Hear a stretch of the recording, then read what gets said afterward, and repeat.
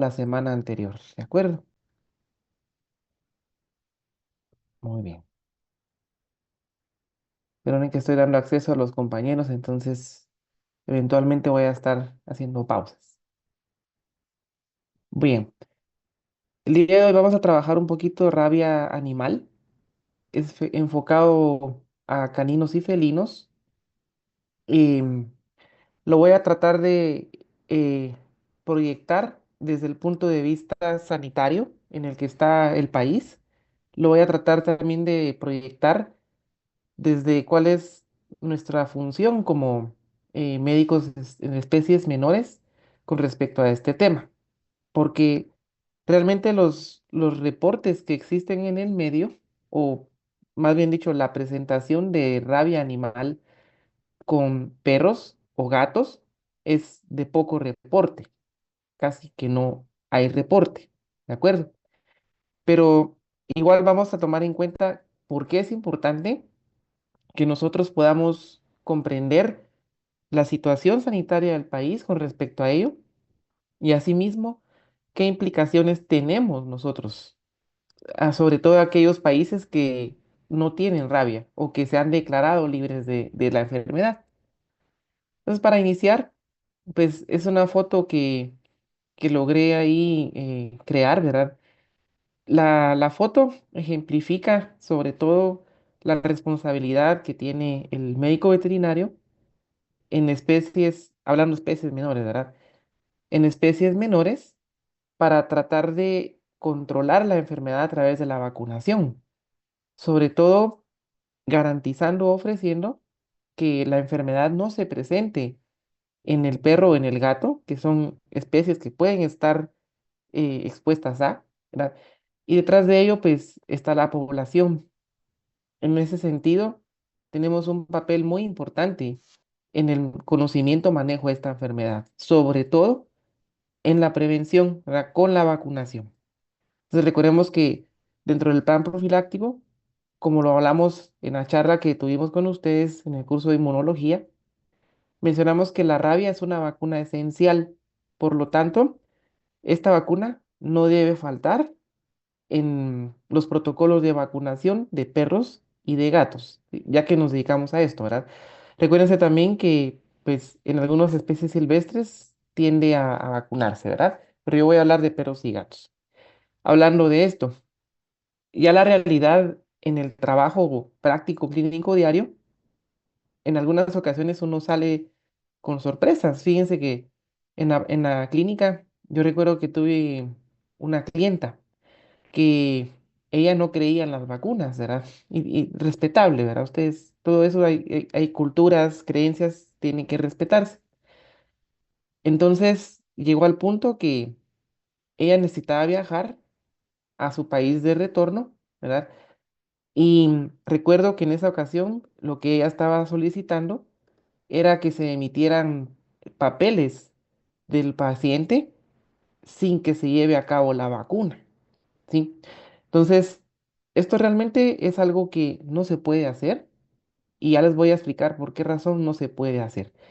¿Verdad? En el sentido de que para poder exportar un animal, mm, ese animal debe pasar por un proceso de evaluación y no solamente una evaluación interna, sino también debemos titular. Entonces, de eso les voy a hablar en esta charla para que comprendamos, ¿verdad?, que el rol que tenemos nosotros, como les digo, es preventivo y también el rol que tenemos nosotros es de ser una especie de juez, en el sentido de que vamos a utilizar a la vacuna como una evidencia de que sí estamos vacunando a estas mascotas. Ya van a ver cómo lo vamos a hacer.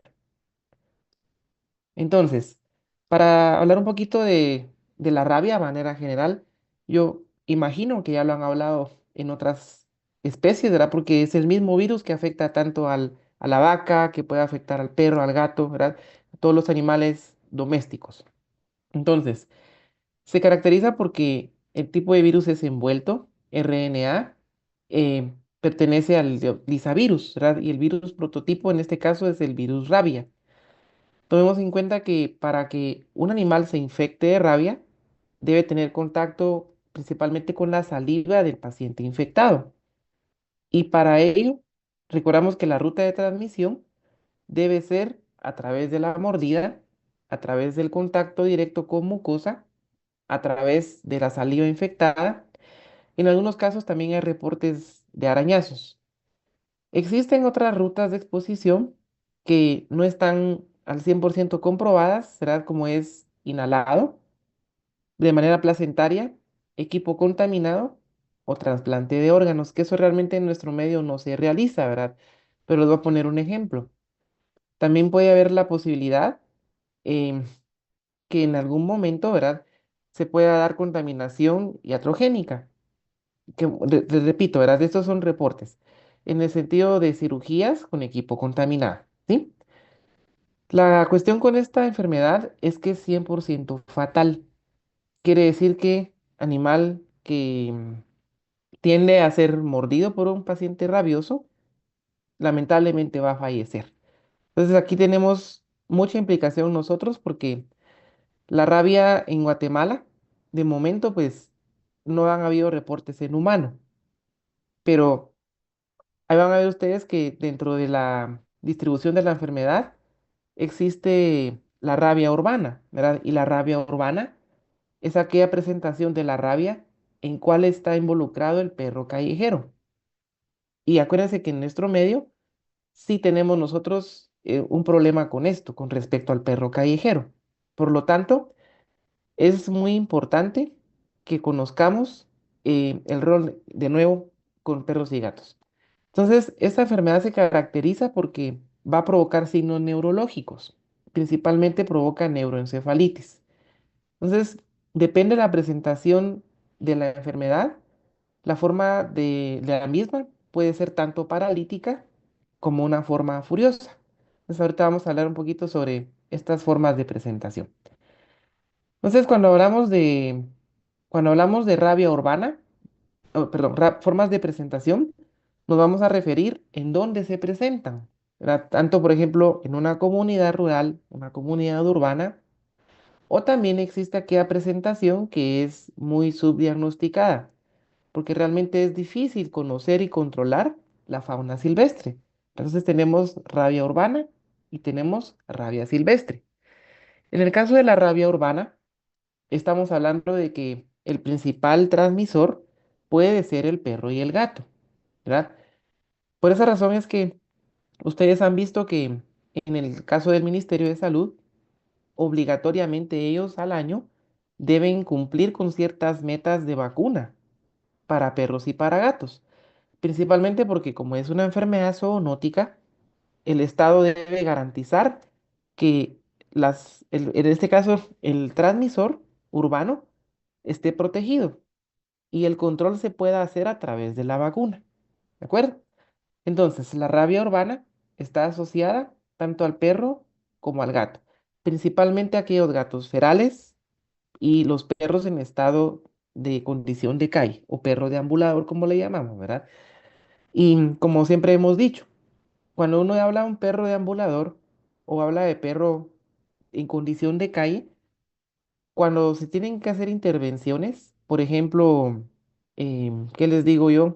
Que tuviéramos una autoridad sanitaria que se dedique a capturar a un modelo de rehabilitación e integración de estas pacientes, siempre sale que los pacientes tienen dueño, ¿verdad? Entonces, esa condición de perro deambulador se le ha denominado porque la gran mayoría de ellos pueden tener propietario, ¿sí? Y en el caso de la rabia silvestre, está más orientado a aquellas especies que en pocas ocasiones vamos a poder conocer si está circulando el virus, ¿verdad? Hablamos, por ejemplo, del coyote, del zorro, del mapache, del murciélago, que pueden llegar a distribuir esta enfermedad o se distribuyen en hábitats naturales. De hecho, ustedes van a ver más adelantito, de hecho les voy a pedir que lo busquen.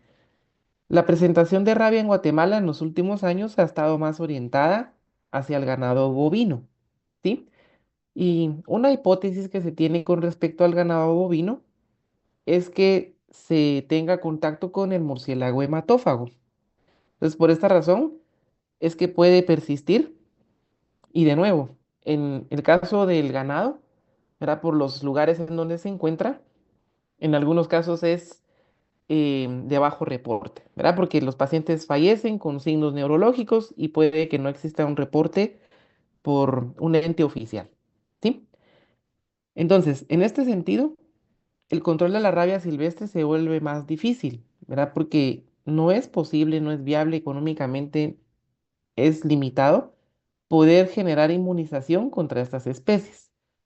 Una teoría también de la rabia silvestre en otros países, ¿verdad? Aquí no.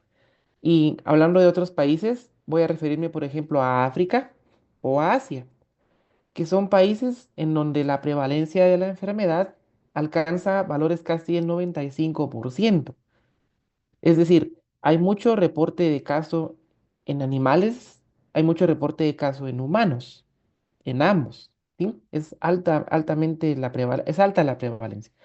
En estos lugares puede haber reporte, por ejemplo, de mordidas de monos, mordidas de ratas, incluso mordida de mapache. Lo menciono porque una condición de la rabia silvestre hoy en día es porque hemos estado invadiendo cada vez más espacios naturales, ¿verdad? Con la habilitación, por ejemplo, de viviendas, esto moviliza fauna. Existen lugares, ¿verdad?, en el cual son residenciales que pueden estar, por ejemplo, junto a alguna montaña, junto a algún sendero, y esto puede provocar movilización, por ejemplo, de animales silvestres. Es común ver en algunos lugares mapaches, ¿sí? Pero aquí el punto es que nosotros hemos estado invadiendo esos espacios. Entonces, por eso hay lugares en otros países en donde la forma de rabia silvestre se puede dar al humano y no solamente a, en este caso, a las especies menores. Entonces, hablando de la manifestación de enfermedad, vamos a ver dos fases, ¿verdad? Y estas dos fases siempre van a estar relacionadas con respecto a signos neurológicos. Vamos a ver la rabia furiosa, que es la clásica, ¿verdad? La rabia encefálica le llaman también. Y vamos a conocer a la rabia paralítica. En el caso de la rabia furiosa, la descripción de los signos van a estar orientados a aquel paciente que, solo voy a dar acceso, aquel paciente que manifiesta tialismo. El tialismo es un signo clínico en donde hay excesiva producción de saliva. Este signo se da en esta fase precisamente porque en el paciente, por la presentación del virus a nivel del tejido nervioso, puede llegar a generar desmielinización de las vainas, puede llegar a generar alteración de la conducción eléctrica y generalmente en esta fase se puede producir parálisis laringea, parálisis faringea, puede haber parálisis también masticatoria. Y esto va a generar que al paciente le sea difícil poder aprender la comida, poder masticarla y poder deglutirla. Por esa razón es que en esta fase puede observarse clásicamente la excesiva salivación o el tialismo, ¿sí? Porque el paciente no puede deglutir. Posteriormente puede haber cambios de comportamiento, ¿verdad? El paciente puede manifestarse aletargado, alejarse de la convivencia, puede manifestar cambios conductuales, como por ejemplo mayor agresividad, puede haber hiperexcitabilidad, quiere decir que el paciente puede manifestar sobreestimulación, por ejemplo a ruidos, por ejemplo a movimientos, o desconocer incluso a personas que conviven en su ambiente. Esto podría generar entonces accidentalmente las mordidas que pueden ser la fuente de transmisión. Y en el caso de la rabia paralítica, muda o ascendente, es aquella fase en la cual el virus invade todo lo que es el tronco medular. Ah, en esta fase también se caracteriza porque puede invadir a las fibras nerviosas y de manera ascendente ir provocando parálisis de toda la inervación de los segmentos medulares del perro y del gato, ¿verdad? Hablando de esto, cuando hablamos de la presentación tanto en perro y en gato, está mayormente reportado en el perro. La mayoría de casos de rabia canina, perdón, de rabia, en el caso de especies domésticas, está más orientado al perro, ¿verdad? En el caso del gato, traté de buscar algunos reportes de gato, pero es bajo, 0%, ¿sí? Hay descripciones anecdóticas, pero no confirmatorias. Por lo tanto, la gran mayoría de reportes que van a encontrar van a estar orientadas al perro, ¿sí? En ambas fases de la enfermedad, el paciente fallece por parálisis respiratoria, al punto que el virus invade todo lo que es el sistema neurológico, entre otros signos que podemos describir, ¿verdad? Pero al final el paciente va a fallecer de parálisis respiratoria. Es decir, no hay una apropiada, ¿cómo le llaman? Movimientos involuntarios respiratorios, por lo tanto el paciente puede fallecer de una falla respiratoria, que generalmente es como lo hace, ¿verdad? Entonces, en esta tabla que presento, menciono, perdón, André, adelante. Doctor, yo quería entender si estas son como dos fases que se da una primero y otra después, o el perro puede presentar una o va a presentar otra. Gracias por la pregunta, André. Son fases totalmente separadas. Es decir, puede presentar una o la otra, pero no en combinación, ¿verdad? Son totalmente diferentes. Y ampliando un poco la respuesta, la rabia paralítica, poco diagnosticada, de hecho muy subdiagnosticada, porque se tiende a confundir con otras enfermedades. Entonces, en el caso de la más diagnosticada y evidenciada, es la rabia furiosa. Pero para aclarar la pregunta del compañero, son fases que se presentan de manera distinta. No aparecen las dos en un mismo paciente y son por separado. Gracias por la pregunta, André. Bien, entonces, continuando, en esta tabla yo les voy a presentar un resumen de lo que hemos estado hablando, ¿verdad? En dónde se presenta, cuáles son los signos más comunes, de hecho, cuál es la fase más común, que es, como le mencionaba, la rabia furiosa, ¿de acuerdo? Entonces, esta tabla les va a servir para poder revisarla más despacio al momento de que les comparta pues, esta presentación. Bien, entonces, hablando un poquito de estrategias que se emplean para el control. La vacunación es efectiva, ¿de acuerdo? La vacunación es protectora y generalmente ayuda a romper ese ciclo y es prácticamente actualmente lo más efectivo que se tiene para poder evitar la presentación de rabia urbana. Entonces, con respecto a la vacunación, recuérdense que en el caso del ministerio lo hace de manera gratuita y que de hecho pues tiene mucha validez legal esa vacuna y asimismo lo puede hacer en este caso un veterinario colegiado activo, que de nuevo, ustedes en el medio se van a dar cuenta, o ya se dieron cuenta, ¿verdad? Que puede existir vacunación a través de personas que pues tal vez no estén aptas para ello, por lo cual no podrían emitir un documento legal. Cuando cuando usted termine de estudiar, usted obligatoriamente tiene bueno, se gradúa, ¿verdad? Luego de graduarse, usted tiene la obligatoriedad constitucional de colegiarse.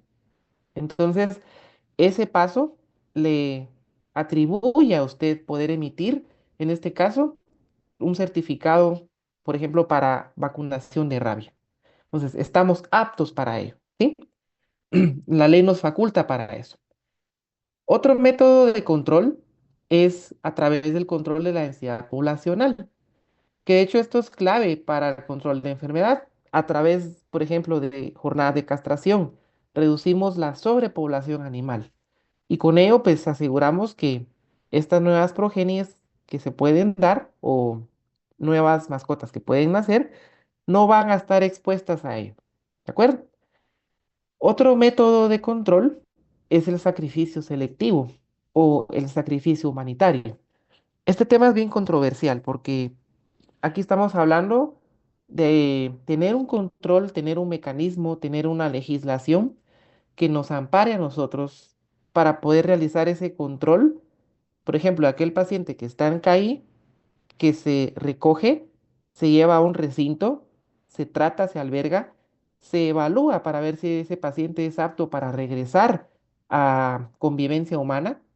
De lo contrario, ese paciente, si no logra un hogar, si es difícil su manejo, se debe sacrificar. En nuestro medio no existe una metodología como tal, ¿verdad? Pero en otros países lo hacen, precisamente porque es caro mantener ese tipo de programas. ¿De acuerdo?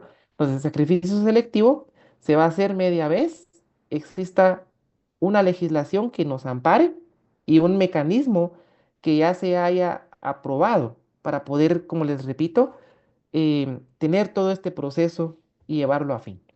No se trata, por ejemplo, como hacían algunas comunidades, algunas municipalidades, de venir y envenenar masivamente a los perros, ¿verdad? Ese no es un método selectivo aprobado. Tampoco es un método aprobado por la ley. Recuérdense que ya existen, en este caso, las faltas graves, gravísimas, y que pueden incurrir hasta en multas penales, multas, perdón, económicas, ¿verdad? Y la combinación de estrategias, tanto vacunar, control, ¿verdad? Que actualmente creo que existen muchas organizaciones que han estado velando por esto, ¿sí? Entonces, estrategias de control a través de vacunación preventiva y a través del control de la densidad poblacional. ¿Algún comentario por acá? ¿Duda por acá? Si no, pues escribimos en el chat, ¿de acuerdo? Bien, entonces, ¿cómo manejamos nosotros un paciente con sospecha de rabia? Entonces, muy importante, ¿verdad? Porque cuando ustedes vayan a su ejercicio profesional, puede ser que tengan esa sospecha y a veces uno no sabe qué paso seguir. Entonces, primero, no debe intentar tratamiento. Si usted tiene la sospecha por signología, usted debe de darle a ese paciente un tiempo aislado para que los signos progresen, ¿sí? Evite aquel manejo en donde deba manipularlo, sobre todo si el paciente tiende a ser agresivo, nervioso, ansioso, ¿verdad? Esto puede generar que el paciente muerda. De nuevo, evitar contacto directo, evitar mordidas, evitar arañazos. El paciente debe restringirse en movimiento y aislamiento para irlo monitoreando, para evaluar ese progreso de signología. Recuérdense que en ambas fases va a prevalecer la signología neurológica. Es lo que uno debe esperar a que aparezca. Si en dado caso, pues ese paciente es aislado, como es una enfermedad de declaración obligatoria, hay que hacer notificación a las autoridades correspondientes, que en este caso nos debe acompañar algún personal acreditado del Ministerio de Agricultura, ¿sí? Del MAGA. Hay que notificar, ¿verdad? Si el paciente progresa en signología, el paciente fallece. ¿Verdad? Fallece por parálisis respiratoria. De lo contrario, es válido hacer la eutanasia humanitaria, siempre tomando las medidas cautelares para evitar que ese paciente nos dañe a nosotros y nos pueda generar sospecha de infección. Una vez ese paciente fallece, estamos en la obligación de hacer el diagnóstico, que de hecho en este caso, si usted notificó a la autoridad correspondiente, la autoridad correspondiente es la encargada de hacer el diagnóstico. Y el diagnóstico se hace a través del envío del cerebro o de la cabeza del paciente. Obviamente, esta muestra debe ser manipulada de manera correcta y la recomendación que nos hace la Organización Mundial de Salud es embalar a la cabeza a través de tres diferentes paquetes, es decir, tres coberturas para poder llevar a cabo el envío de la muestra. Y el único laboratorio certificado para emitir una respuesta tanto legal como aprobada para reporte obligatorio es el Laboratorio Nacional de Salud a través del Ministerio de Salud Pública y Asistencia Social.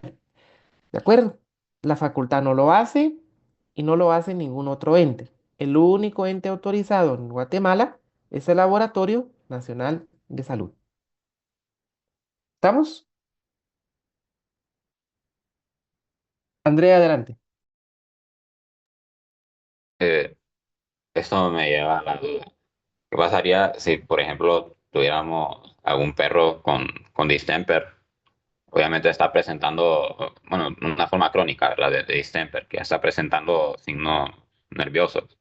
Entonces, en este caso, pues no existiría como una forma de diagnosticar al paciente antes de que muera para poder descartar que sea rabia lo que tiene y poder darle tratamiento de lo que tenga.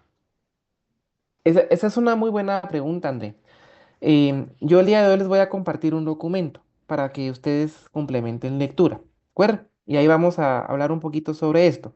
Para ampliarles su respuesta, el diagnóstico de la rabia, de acuerdo a guías de la FAO, de la WHO, guías de instituciones internacionales que velan por la salud pública, ellos recomiendan altamente que el diagnóstico de esta enfermedad se hace post-mortem, ¿de acuerdo? No se recomienda realizar el diagnóstico ante-mortem, no se hace, y que de hecho no existe un método aquí para poderlo realizar. De nuevo, la recomendación alta que hacen organizaciones es hacerlo post-mortem, ¿sí? Ahora bien, recuérdense que en el caso de sospecha con enfermedades neurológicas, la clínica de un paciente con distemper es muy diferente, porque el paciente con distemper generalmente es un paciente que hace la mayoría de sus actividades normales, puede ser, ¿verdad? El paciente puede tener tremores, fasciculaciones. La sinología es totalmente distinta al de la rabia, porque en el caso de la rabia hay parálisis, cuestión que no se observa muy comúnmente en distemper, ¿de acuerdo? Y la historia en este caso de los pacientes es que puede haber mordida por un perro o algún animal ajeno, ¿verdad? Externo. Entonces, la clínica le dice mucho, en este caso, André, si usted tiene la sospecha de un paciente con distemper, sí existe forma de hacer el diagnóstico de la enfermedad a nuestro medio. De lo contrario, si usted está en un lugar aislado, ¿verdad? En donde no está claro el historial ni cómo pudo haber adquirido el problema el paciente, la recomendación es dejar evaluar signos, que progrese, ¿verdad? Para hacer esa diferenciación. Entonces, es lo que le puedo compartir con respecto a su pregunta, André. Eh, y en cuanto a, o sea, bueno, yo sé que es una enfermedad parasitaria, pero no sé si incluso usted haya tenido algún caso de neosporosis. No, André, ahí sí le soy honesto, no he tratado neospora en caninos. Ahí sí se lo debo. Ujú. Muy bien. Entonces, hablando un poquito de rabia, ¿verdad? Que realmente es algo que no es como les menciono, tampoco tengo un caso que presentarles, ¿verdad? Porque desafortunadamente no he tenido yo experiencia con esto, en el caso de perros y gatos. Los colegas que se dedican, por ejemplo, a mayores, ellos sí pueden hablar de la rabia en bovinos porque se presenta mayormente en esta especie. Entonces, ahorita lo que yo quiero es que discutamos, ¿bien? Es que escribamos, es que hablemos, ¿verdad? Sobre algunas preguntas que son de conocimiento general, es decir, necesitamos saber de esto. Entonces, la primera pregunta que yo coloco y que quisiera que buscáramos en un tiempo corto, ¿sí? Es por favor, ¿qué reportes oficiales tenemos de rabia en el país? ¿Y en qué especie se ha presentado mayormente? Entonces, para esto, quisiera que se tomen un par de minutitos, unos 3 minutos, ¿verdad? Y que después de esos 3 minutos me cuenten qué encontraron, para ver si realmente la información que yo tengo es la misma, ¿verdad? Y obviamente lo discutimos. La siguiente pregunta que vamos a ver es qué especies en Guatemala se consideran altos en prevalencia para el virus de la rabia. Esto van a ver que tiene mucha relación con la pregunta anterior.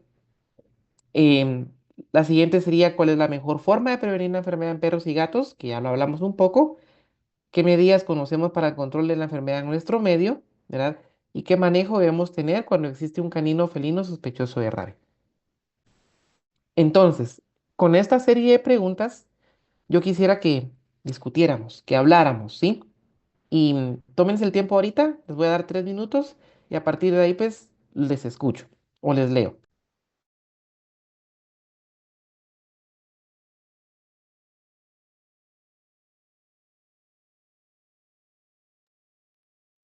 Doctor, buenos días.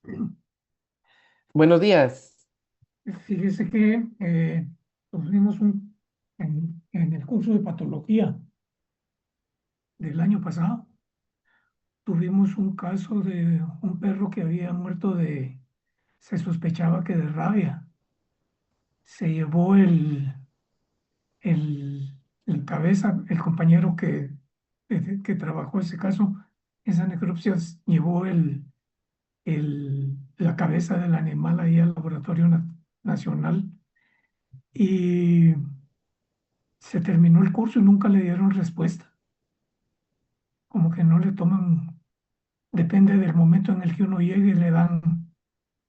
Entonces, mi opinión es que los datos no son muy confiables. Esa es una muy buena observación, ¿verdad? Que de hecho les comento, ahí aportando al aporte del compañero. Con respecto a los diagnósticos oficiales, en algunos casos estos los emiten solamente para la autoridad competente. Quiere decir que ese reporte puede que no se lo hayan dado al compañero, pero se lo trasladan al Ministerio de Agricultura, ¿sí? Porque hay una parte importante ahí que la muestra de la muestra frente a la rabia debe ser llevada por una autoridad notificada, es decir, una autoridad competente en este caso sería el MAGA. Habría que ver, ¿verdad?, si a través del MAGA esa respuesta no se obtuvo, porque como les digo, es una enfermedad de reporte obligatoria y es 100% mortal, ¿verdad? Ahora, hablando de diagnóstico, qué bueno que le hizo comparte esta experiencia, compañero, porque el método que se recomienda de manera internacional es la inmunofluorescencia directa, que es a través del cual el Laboratorio Nacional hace el diagnóstico. Van a ver ustedes en la lectura que les voy a dar que en algunos casos se recomienda hacer la histopatología, que es lo clásico que se nos enseña a nosotros, a través del hallazgo de los corpúsculos de Negri, ¿verdad? Pero estos no se encuentran siempre en la enfermedad. ¿De acuerdo? Entonces, gracias por la observación, compañero. De repente sería bueno, pues si se puede, ¿verdad? Con la autoridad competente que sería el MAGA.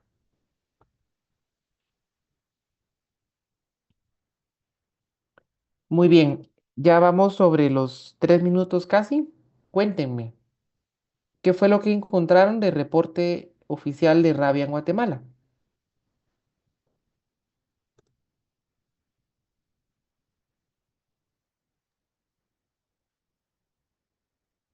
Yo realmente no encuentro, yo sigo buscando, no, no encuentro,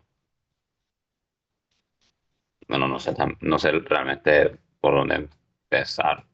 No sé si hay una página del MAGA donde diga los reportes de las enfermedades que sean de notificación. Ok, bueno, para esto creo que fue el tiempo corto, ¿verdad? Pero parte también de esta actividad la voy a dejar para complementarla en la casa. Entonces, ¿cómo deben buscar ustedes información? Primero recuérdese, esta es una enfermedad de declaración obligatoria. Por lo tanto, todas aquellas instituciones internacionales que velen por la salud en general, salud pública, ¿sí? Una salud, van a tener estos datos.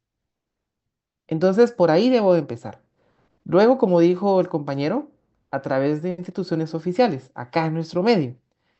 Y en el caso del ser humano, vamos a buscar en la base de datos del CICSA. Entonces, hay lugares de donde buscar. Vi que un compañero tenía la mano levantada. Por favor, Gabriel.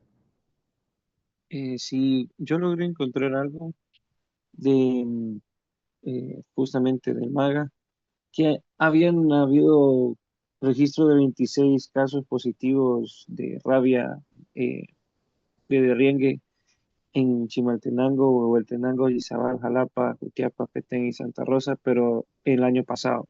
Ujú. Y que este año el MAGA se propuso a poner como, eh, pues básicamente impulsar la vacunación y la vigilancia de eso para este año.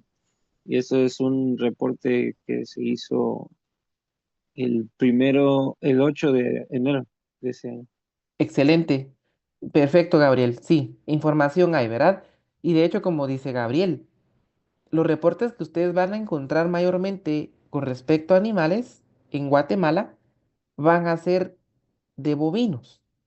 Les cuento, hace como 3 semanas yo hablaba con una compañera de ustedes que está en EPS, ¿verdad? De hecho está en Santa Rosa, y me hacía el comentario que en ese lugar hay mucho ganado que fallece con signos neurológicos. Entonces ahí están en la búsqueda de esta enfermedad. Van a ver que los reportes que tenemos de rabia bovina están más orientados a la parte norte y a la parte sur del país, en donde puede haber más presencia de ganado, ¿sí? Entonces, vamos de la mano con la siguiente pregunta, ¿verdad? Perdón, vamos a ver. Las especies en Guatemala, altos en prevalencia, de momento como reporte oficial, está el bovino. Entonces, el bovino es una especie que se considera que se puede llegar a afectar a través de la mordida del murciélago hematófago. Entonces, es la hipótesis que se maneja y que es la más acertada hasta el momento, ¿verdad? Con respecto a la forma de prevenir, em, creo que eso lo hablamos ahorita, ¿verdad? Que es parte de la charla. Hablamos un poquito de la vacunación, ¿verdad? Y, de nuevo, el control poblacional. ¿Qué medidas conocemos para el control de esta enfermedad en nuestro medio? Creo que para todos, pues es de conocimiento general, ¿verdad? Que tanto el ministerio aplica la vacuna de manera gratuita, que es de hecho una muy buena vacuna, ¿sí? Y también existen instituciones que se han dedicado al control poblacional.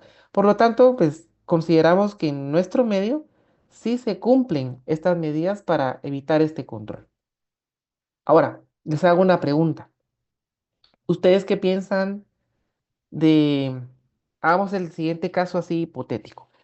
¿Qué piensan ustedes de una actividad de castración? Por ejemplo, hoy tenemos una actividad de jornada de castración, ¿verdad? Como se ha visto mucho. Y que a esos pacientes que se les castra, al mismo tiempo se les coloca la vacuna rabia múltiple. ¿Qué piensan ustedes de esa práctica?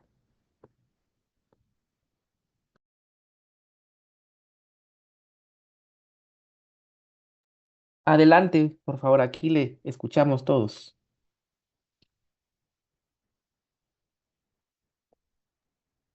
Pues yo, yo pienso que sería más de evaluar las desventajas con las ventajas de eso, porque realmente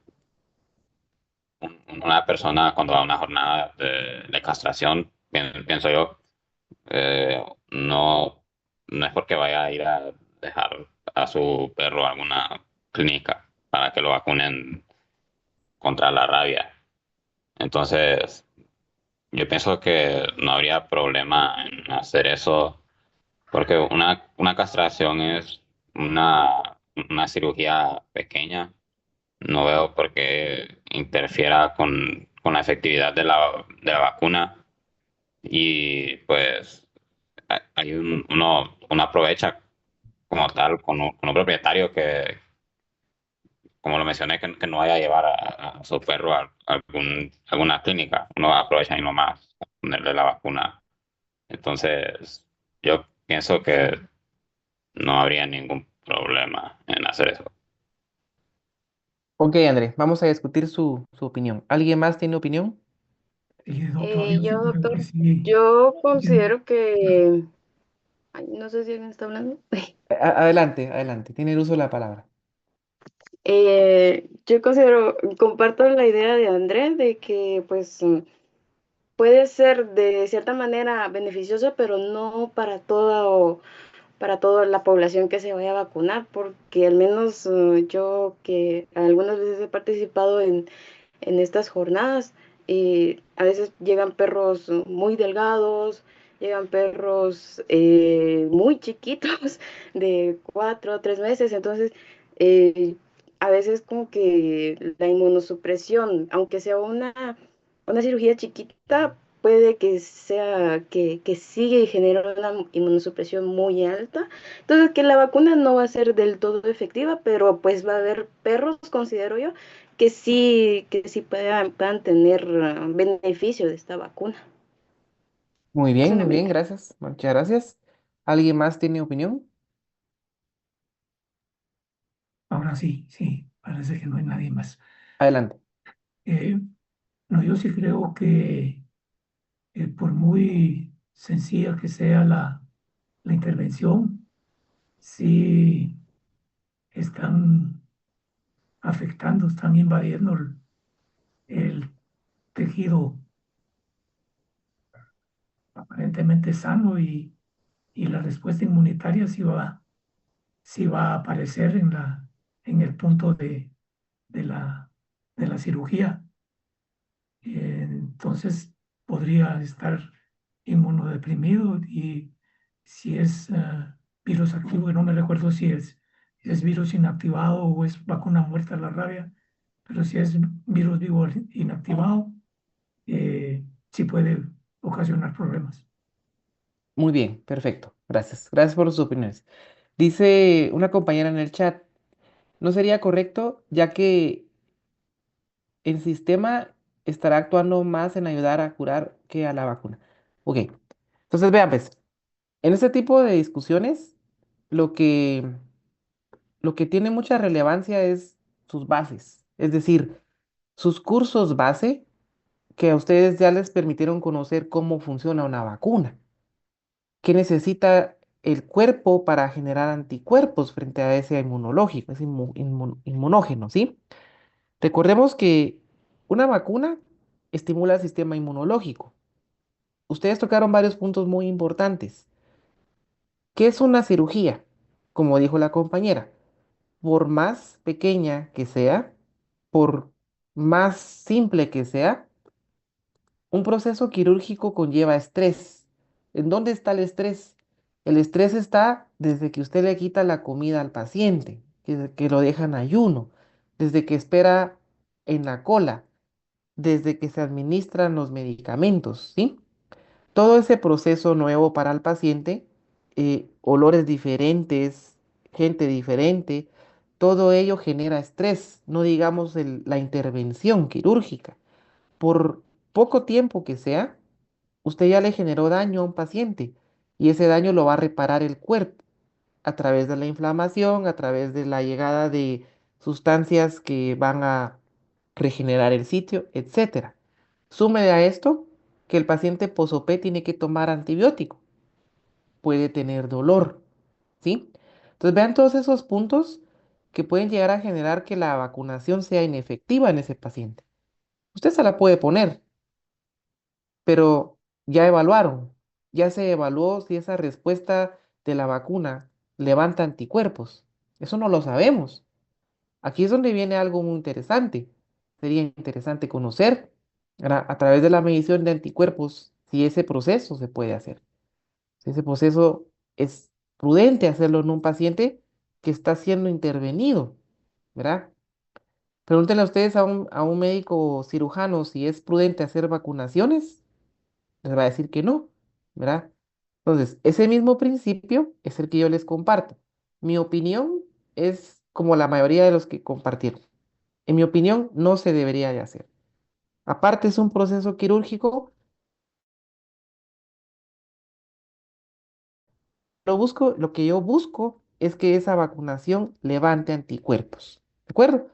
Entonces, en mi opinión personal, no es una actividad que debería de ejecutarse como tal, ¿sí? Porque hay fundamentos que amparan que el sistema inmune en ese momento está en otro lado, ¿sí? Aparte la vacuna, aparte el proceso quirúrgico. ¿De acuerdo? ¿Alguien más tiene opinión al respecto?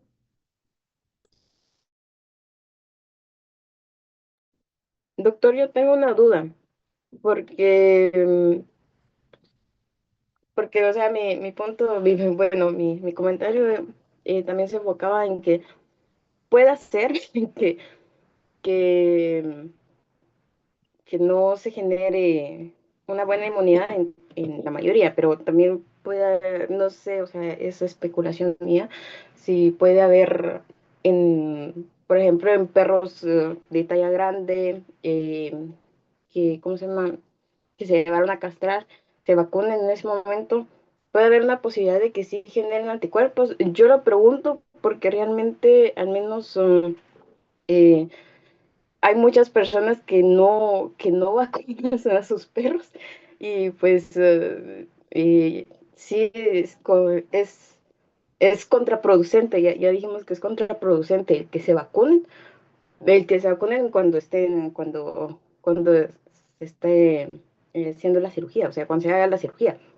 Pero la problemática es que pues hay muchas personas que no vacunan a sus perros. Entonces, eh, no sé, tal vez el decir, bueno, vamos a vacunar simplemente a los perros que lleguen de talla grande y que se miren en buen estado. No sé si sería una opción para también controlar la enfermedad. Ok, muy bien. Me gusta su forma de pensar, su forma de analizar las cosas, ¿verdad? Pero le voy a decir algo. Usted acaba de lanzar una pregunta de investigación que necesita respuestas. Entonces, yo no le puedo contestar más que con el conocimiento que uno tiene de base inmunológica, de base de vacunología también, ¿verdad? Y en ese sentido también de qué es una castración, qué es un proceso quirúrgico. Con todos esos fundamentos yo le di mi opinión, ¿verdad? Pero puede que yo esté sesgado, porque de momento no existe alguna investigación que ya haya evaluado esto. ¿Cómo así?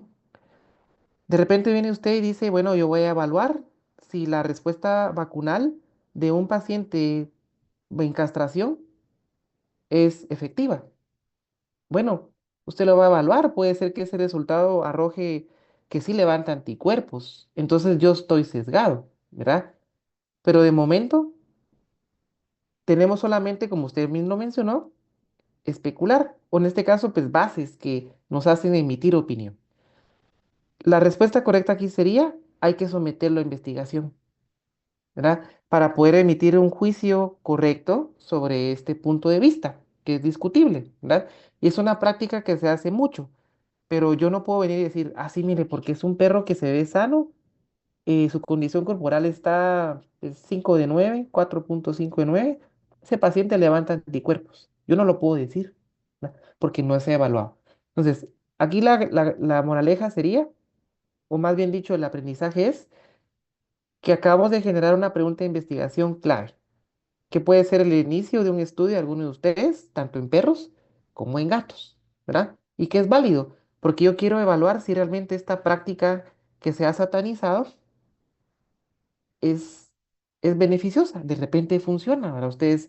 Entonces, no puedo emitir mayor opinión porque, como le digo, no tengo de dónde fundamentar esa respuesta. ¿De acuerdo? Sí, gracias, doctor. Entonces ya tengo tema de tesis. Ahí evalúelo, léalo, ¿verdad? Y ráspelo, porque así es como nacen las tesis. Una pregunta de investigación quiere decir, ¿qué quiero responder yo? Ahorita usted ya se dio cuenta que usted quiere responder si esta acción de castrar y vacunar levanta anticuerpos. Bueno, lo voy a evaluar, lo someto a evaluación y si no, pues no, ¿verdad? No lo hago. Es decir, no lo sigo practicando. Muy bien, quería compartirles ahora qué implicación tiene entonces conocer la situación actual de la rabia en el país para ya la práctica que yo hago en perro y gato. Acuérdense que la vez pasada yo les hablé sobre la exportación de mascotas.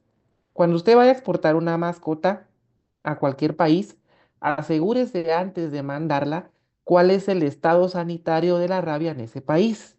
Porque hay países que a usted le van a restringir la entrada de pacientes si usted no sigue el protocolo que ese país le pide. Le voy a poner el ejemplo para la Unión Europea. En, en este caso, se trabajó una exportación de gatos, de un par de gatos, hacia la Unión Europea. ¿Qué es lo primero que hay que hacer?